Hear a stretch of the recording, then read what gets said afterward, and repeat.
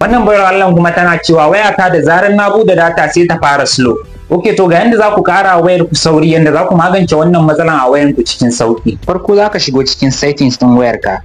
Bayan settings din wayarka ya bude maka, sai ka taba wannan alaman ta search, sannan sai ka rubuta build number a nan. Bayan build number ya bayyana, sai ka taba sa kamar haka. Ga inda aka rubuta build number, sai ka taba sa so 4, ka taba sa da sauri so 4. To zai nuna maka you are now a developer, to sai ka dawo baya. Bayan ka dawo baya wajen settings, sai ka yo kasa. Sannan sai ka zo ka shiga inda aka rubuta system din nan, to sai ka yo kasa. Bayan ka yo kasa a nan kasa za ga inda aka rubuta developer option, sai ka shiga cikin sa. Sannan sai ka yo kasa. Bayan ka yo kasa za ka zo inda aka rubuta drawing din nan, so ga nan inda aka rubuta window animation scale, to sai ka taba sa, sai ka mai da shi 0.5x. Nan ma inda aka rubuta transition animation scale din nan, sai ka kara taba sa ka mai da shi 0.5x.